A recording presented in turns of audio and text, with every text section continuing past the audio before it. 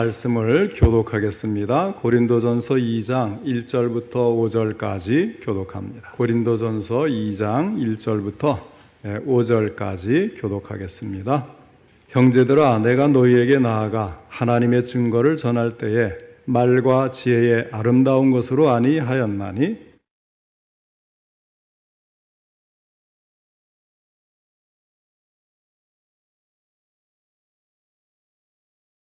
너희 가운데 거할 때에 약하고 두려워하고 심히 떨었노라.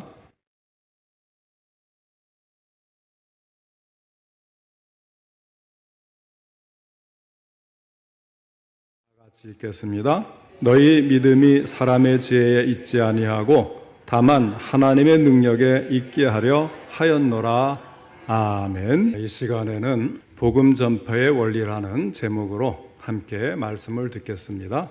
먼저 하나님께 기도드리겠습니다. 사랑과 은혜가 풍성하신 하나님 아버지, 오후에도 함께 하시고 저희들의 예배를 받으실 때에 귀한 말씀 주시니 감사를 드립니다. 이 말씀을 통해서 오늘 저희들에게 하시고자 하는 하나님의 음성을 들을 수 있도록 전할 때도 들을 때도 성령님이 함께 하시고 도와 주옵소서. 듣고 깨달아 믿음으로 실천할 수 있게 해주시길 원하옵고 예수님의 이름으로 기도하옵나이다. 아멘. 가장 큰 이유가 있다면 그것은 바로 복음을 전하기 위해서일 것입니다. 또 교회가 이 세상에서 해야 할 사명이 있다면 그것도 바로 전도일 것입니다. 예수님의 지상 명령도 전도였고 사도 바울이나 다른 사도들의 평생 사명도 전도였습니다. 성경은 전도의 중요성을 수시로 강조하며 성도들이 전도할 의무가 있다고 말씀하고 있습니다. 먼저 전도의 동기가 무엇인가를 생각해 보겠습니다. 자, 우리는 왜 전도해야 하느냐 하는 것입니다.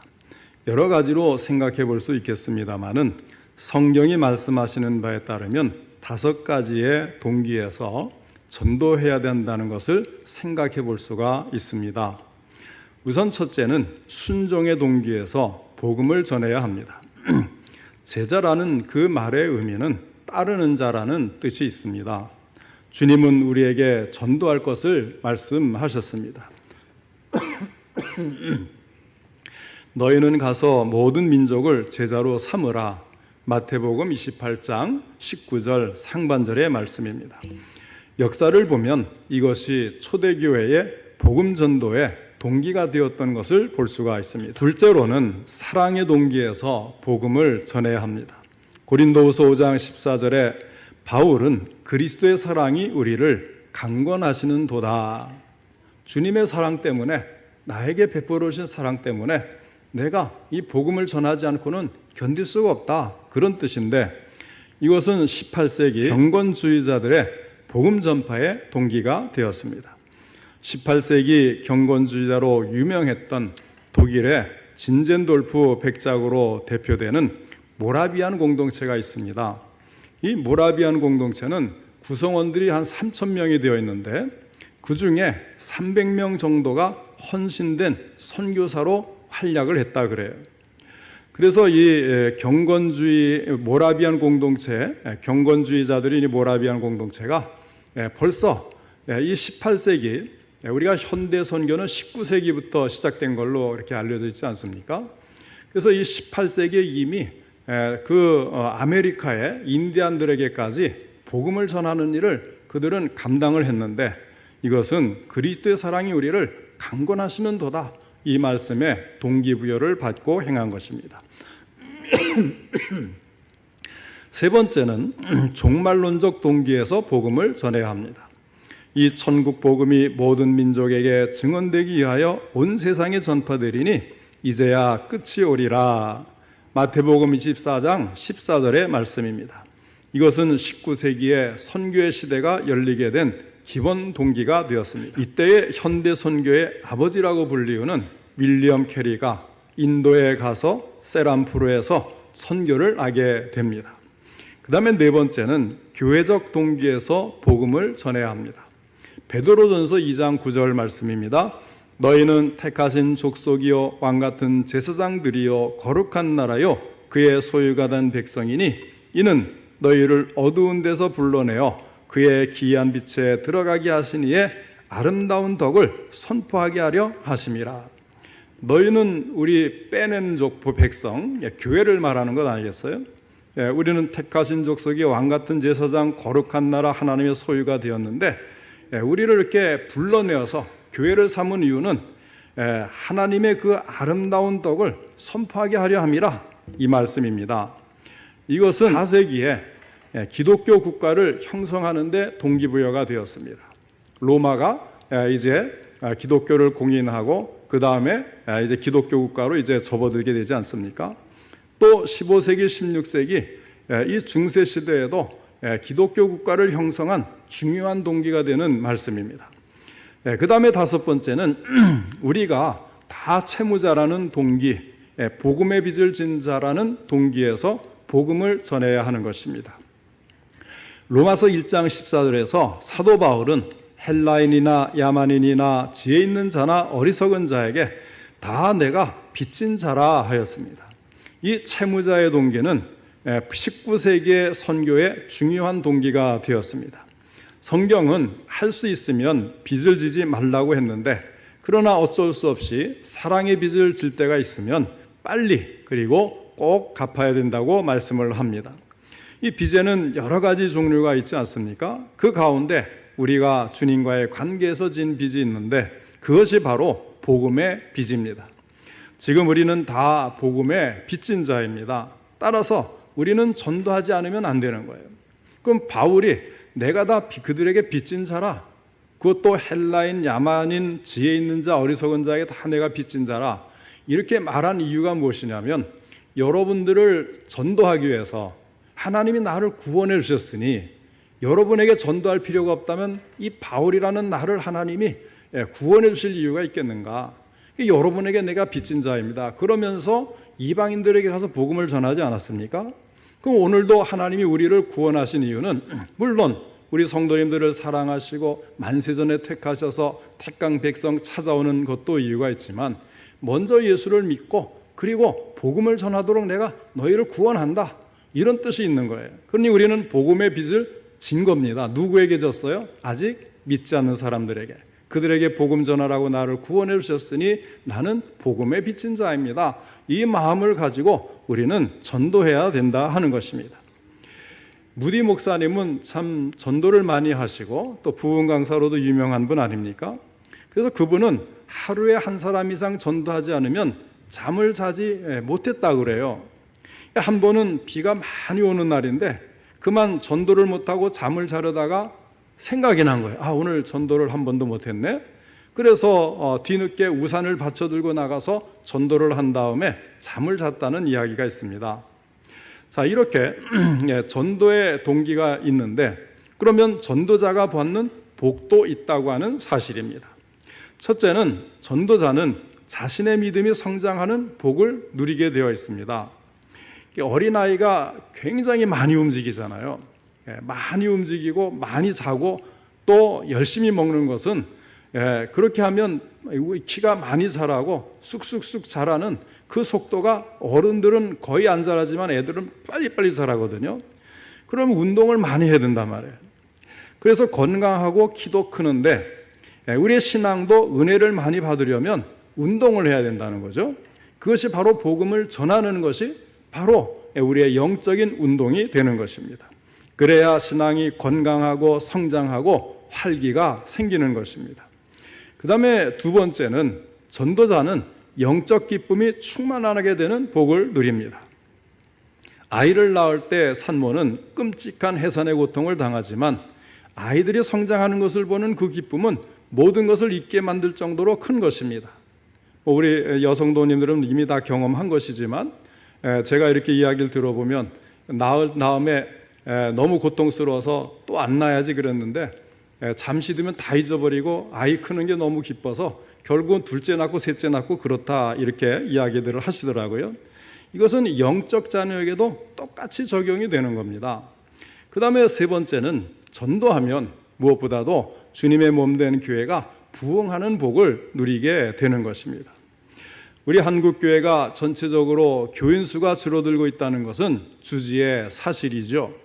교회마다 또 고령화로 백발이 더 많이 눈에 띄고 소천하는 교인들이 늘어나고 있는 반면에 젊은이들은 오히려 교회를 외면하는 경향이 늘고 있습니다. 농촌 교회를 가면 더 심하죠. 우리 교회는 좀 반도시 반농촌의 이런 이제 모습을 띠고 있는데, 하여튼 이런 농촌에 갈수록 이런 경우가 더 심해요. 그래서 이제 젊은이들은 도시로, 직장 때문에 도시로 나가고 학교 때문에 도시로 나가고, 그러면서 이제 어른들은 남아서 이제 겨우겨우 농사 짓다가 소천하시기도 하고 요양원에 가시기도 하니까 자꾸만 줄어드는 거예요. 그래서 농촌 교회는 그저 현상 유지가 된다? 그러면 교회가 부흥한 거예요. 왜? 1년에 10명 이상 채우지 않으면 뭐 몇십 명 교회도 유지를 못하니까 그냥 뭐 70명, 80명 그대로 교회가 쭉 간다. 그 교회는 매년 전도가 이루어서 사실은 부흥한 교회라고 할 수가 있을 정도로 지금 한국 교회의 형편이 대단히 어려워요. 그런 상황에서 그래도 부흥하는 교회가 있어요. 어떤 교회가 부흥하느냐? 전도하는 교회가 결국은 부흥을 해요. 교회 안에서 서로 사랑하고 모든 게 즐거우니까 이 힘이 외부로 나간단 말이에요. 그래서 우리 교회는 이렇게 서로 참 재미있고 즐겁고 사랑하고, 그리고 우리가 예수를 믿어서 마음도 평안한데 천국에도 갈 수 있으니 얼마나 좋으냐, 그러면서 전도를 한단 말이에요. 그런 교회는 청년들도 전도하니까 결국은 늘고, 학생들도 전도하니까 결국은 늘고, 청장년, 장년들도 결국은 늘고, 아무리 교회가 전국적으로 세계적으로 복음 전하기가 어려워도 저 전도하는 교회는 부흥하고 산다는 사실, 이것은 변함이 없다고 하는 것입니다. 그러니까 우리가 한 사람이라도 전도에 힘쓰게 되면 다른 교회와 주변 교회가 어떤 형편에 있더라도 그 교회는 반드시 부흥하게 된다는 사실을 믿으시기 바랍니다. 그 다음에 네 번째로, 전도자는 하나님 나라에서 영광의 면류관을 쓰게 되는 복을 누립니다.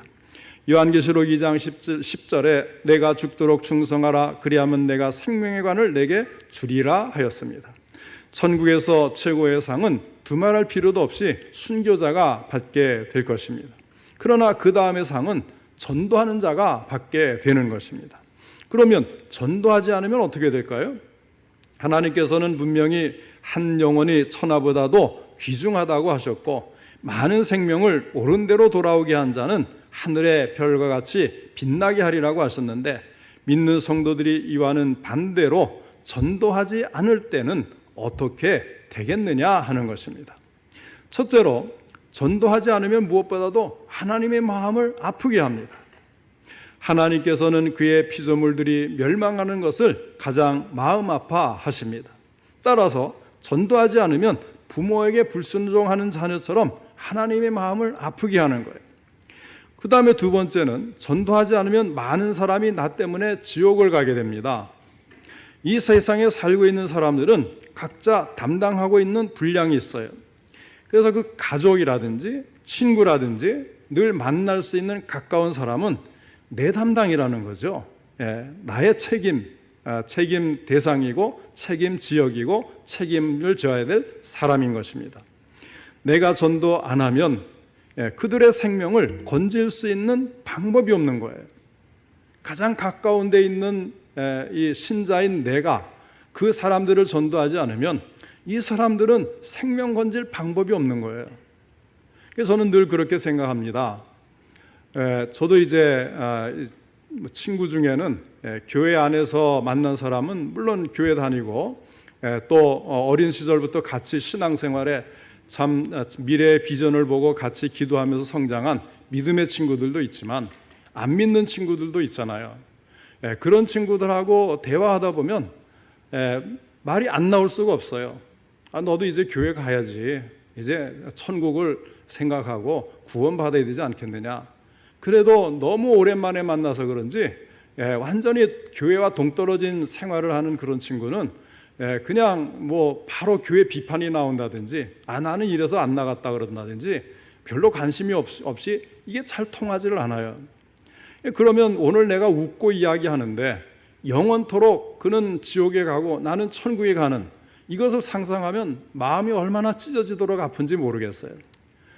지금은 뭐 아무개야 하면서 이제 웃고 또 뭐 연락하고 또 만나면 또 반갑다고 그러는데, 이렇게 참 이 전도가 먹히지 않으면 이 친구는 참 구원을 못 받고 어디 잘못될 텐데, 그러면서 이제 다른 친구들 소식을 들으면 누구는 뭐 부인 만나가지고 그렇게 애처가 라서 교회 요즘 다닌다더라, 이런 소식을 들으면 또 얼마나 또 기쁜지 몰라요. 어쨌든 그 모든 주변 사람들, 나와 가까이 있는 사람은 결국은 내 책임이라고 하는 거죠. 내가 아니면 그들은 구원받지 못하고 지옥에서 영원히 형벌을 받는 멸망의 길을 갈 수밖에 없다. 우리는 그러므로 때를 얻든지 못 얻든지 전도를 해야 하는 것입니다. 그러면 어떻게 전도를 해야 될까요? 성경이 말씀하는 복음 전파의 원리는 무엇입니까? 바울은 일찍이 고린도에서 전도하기 전에 그리스의 그 아덴의 그 아레오바고라고 하는 그 광장이 있어요. 시장을 중심으로 해서 이제 이런 광장도 이제 있고, 거기에서 이제 당대 이제 유명한 철학자들이 각각 자기의 그 이제 이론을 가지고 와서 새로운 철학을 논하고 듣고 또 토론하고 그러는 것이에요. 그래서 거기에는 이제 철학자들이 모이고 지식인들이 모여서 열띤 토론의 이제 광장을 만들어 가는데, 그 아레오바고에서 바울이 설교를 하게 됐어요. 아테네에서. 그래서 그런 자리니까, 바울이 또 얼마나 지식이 많습니까? 철학에도 아주 통달한 사람 아니겠어요? 그래서 자기의 지식을 총동원해서 합리적인 지성이 담긴 그런 설교를 하는 거예요. 그래서 사도행전 17장 22절 이하에 보면 그의 설교는 정말 사상적으로 흠잡을 데 없는 훌륭한 설교였습니다. 그 당시 철학 사조의 얘기도 나오고, 그리스의 그 문화인들이 듣기에는 매우 적절한 설교였음을 알 수가 있는 것입니다. 그런데 이 위대한 바울의 너무 유식한 이 설교 결과가 별 소득이 없이 끝나고 말았습니다. 바울의 설교를 들은 후에 몇 사람이 그를 가까이하여 믿으니, 엄청난 설교를 했는데 겨우 몇 사람이 뭐 그것도 감사하지만요, 그러나 이렇게 참 수고한 그 결과는 참담하다 하겠죠. 교회를 세울 정도로 많이 모여야 되는데 몇 사람이 그를 가까이하여 믿게 되었다, 이렇게 성경에 기록이 되어 있는 걸 보니까 이 바울의 설교가 별다른 성과를 올리지 못한 것을 알 수가 있어요. 이 베드로와 굉장히 대조가 되지 않습니까? 베드로는 오순절 이후에 한 번 설교하니까 3,000명이 회개하고 돌아왔잖아요. 또 설교하니까 5,000명이 회개하고 들어왔단 말이에요. 그러니까 베드로는 지식적인 배경이 없어요. 학문적인 그런 뒷받침이 없는 사람입니다. 그래서 그가 붙잡혀 들어갔을 때에 이 참 사내들인의 지식 많은 유대인들이, 그는 이제 학문을 배운 적이 없는데 너무 그 이야기하는 게 권세가 있고 반박할 수 없는 그 앞뒤 전후의 모든 말씀이 딱 들어맞는 거예요. 그래서 다 놀랬다고 그러잖아요. 어쨌든 학문의 조예가 별로 없는 베드로의 설교를 듣고 3,000명이 형제들아 우리가 어찌할까 하면서 가슴을 치고 회개하여 돌아온 역사에 비하면 바울의 이 유식한 설교는 너무나도 초라한 결과를 가져왔다고 할 수밖에 없는 거예요. 이런 쓰라린 실패의 경험을 가지고 있는 바울이 고린도에 오게 된 것입니다. 고린도에 와서 새로운 전도를 시작한 바울은 아덴에서 겪은 실패의 경험을 거울 삼아서, 형제들아 내가 너희에게 나아가 하나님의 증거를 전할 때에 말과 지혜에 아름다운 것으로 아니하였나니 내가 너희 중에서 예수 그리스도와 그가 십자가에 못 박히신 것 외에는 아무것도 알지 아니하기로 작정하였음이라, 이렇게 고백을 하는 것입니다. 아테네 교회는 제가 들어본 적이 없는 것 같아요. 아덴 교회는 들어본 적이 없는 것 같아요. 이제 거기에서 이제 실패를 한 거죠. 그리고 이제 고린도에 와서 내가 참 말과 지혜의 아름다운 것으로 너희에게는 하지 않았다. 그러면 바울은 어떤 방식으로 전도를 했습니까? 첫째는 성령에 의지하는 것입니다. 사람들은 흔히 전도를 잘하려면 말을 잘해야 되는 줄 아는데요, 사실은 그렇지 않습니다. 오히려 말을 잘하면요, 늘 말싸움이나 하고 이론이나 빠삭하게 서로 제공하는 것에 지나지 않아요. 그러니까 전도하는 것과는 전혀 상관이 없는 겁니다. 그러면 말 잘하는 사람이 아주 이론적으로 당신들이 하는 것이 잘못됐고 우리가 믿는 것이 이렇게 좋은데 왜 안 믿느냐 그러면 그 사람은 그 말을 듣고 가서 또 사방에 또 알아보고 공부해 오잖아요. 왜? 자존심 상해서 이기려고. 그래서 참 그 이론에 반박할 수 있는 여러 가지를 들고 또 찾아오는 거예요. 만약에 맞는다고 해도. 그래서 오늘 이제 본문 1절 하반절을 보면 사도 바울은 이렇게 고백을 합니다. 말과 지혜의 아름다운 것으로 아니하였나니 하는 겁니다. 왜냐하면 전도는 말이나 인간의 지혜에 있는 것이 아니기 때문입니다. 그러면 어떻게 해야 합니까? 4절 하반절 말씀대로 다만 성령의 나타나심과 능력으로 해야 하는 것입니다. 다시 말하면 성령을 의지해야 합니다. 절대로 인간을 의지해서는 성공을 하지 못합니다. 전도를 하려면 남의 마음에 상처를 주지 말아야 하고 남에게 기쁨을 주어야 합니다. 그러려면 덕을 세워야 하는데 말 잘한다고 덕을 세우는 것은 아니지 않겠어요? 어떤 면에서는 좀 어리숙할 필요도 있는 겁니다. 좀 모르고 어리숙하고 그저 마음으로 따뜻한 게 전달될 수 있는 그런 사람의 전도가 오히려 더 잘 듣는다는 거예요. 사도 바울은 인간적으로 참으로 나약한 존재였습니다. 사도 바울은 인간적으로는 육신의 질병의 가시가 있지 않았습니까? 몸도 아프고 약하고 그런 사람이에요. 온갖 박해 위험에서 또 두려워 떨 수밖에 없는 그런 연약한 사람이었습니다. 그런데 이렇게 인간적으로는 우리와 똑같이 약하고 두려워하기 잘하는 그런 인간에 불과했지만 성령의 나타나심과 그 능력을 의지했기 때문에 이 모든 것을 극복하고 끝까지 전도하고 교회들을 세워나갈 수가 있었던 것입니다. 그 다음에 두 번째는 겸손한 태도를 가지고 기도하는 것입니다. 3절 하반절에 약하고 두려워하고 심히 떨었노라 한 말씀대로 전도하는 사람은 겸손해야 합니다. 잘난 척하면 안 되는 거예요. 그래서 전도 잘하는 사람을 보면 좀 어리숙해 보이는 점도 있어요. 말에 이겨서 전도되었다고 하는 경우를 저는 보지를 못한 것 같아요. 오히려 지면 전도가 됩니다. 겸손해야 전도가 되는 것입니다. 그래서 전도를 잘 하려면 기도해야 합니다. 영혼 구원은 하나님만이 하실 수 있는 것이기 때문에 반드시 기도를 해야 전도가 가능한 겁니다. 먼저 있던 교회는 제가 노인대학을 했다 그러잖아요. 그래서 이제 교회 소문이 좋게 잘 났습니다. 그러다 보니까 서울에서 자녀들은 서울에서 이제 신앙생활을 하는데 부모님은 시골에서 예전부터 안 믿은 사람이죠. 그러니까 어린 시절 이제 주일학교 다닐 때도 박해를 받고 교회 다니라 그러면 쓸데없는 소리 하지 말라고 늘 야단만 맞다가 이제 결혼해서 서울 가가지고 믿음의 배우자를 만나서 신앙생활 잘하는데 여전히 부모님은 믿지를 않는 거예요.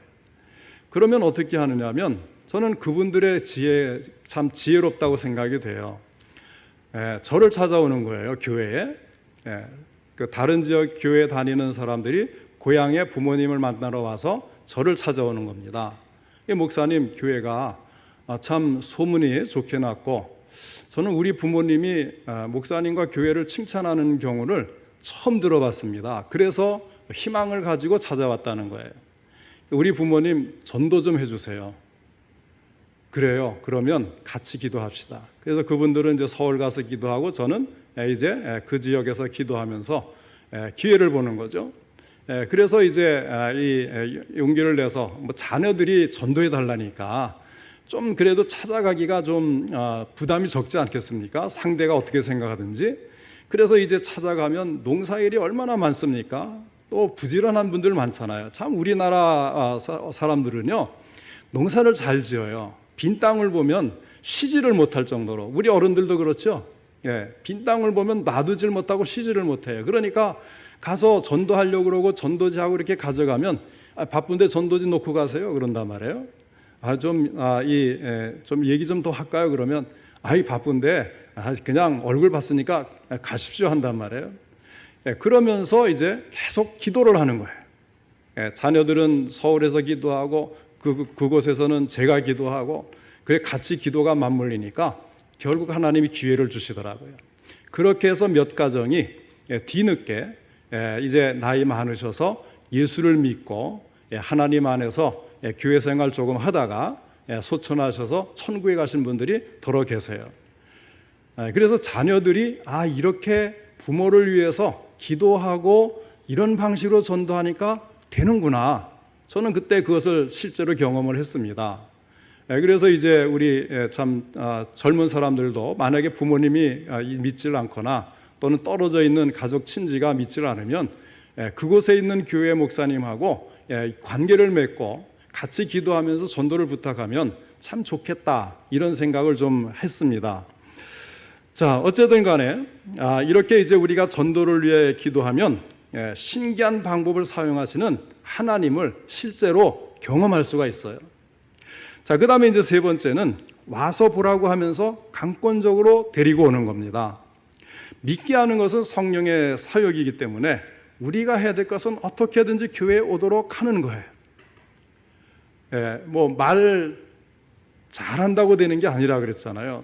그래서 우리가 가서 복음을 전합니다. 예수 믿어야 구원받고 예수님이 왜 예수님 믿어야 구원받는지 물론 설명을 합니다. 그런 것들이 사실은 참 중요해요. 말로 하는 전도가 사실은 핵심이죠. 그런데 말로 하는 게 핵심인데 이상하게 말을 잘한다고 해서 되는 게 아니라는 거죠.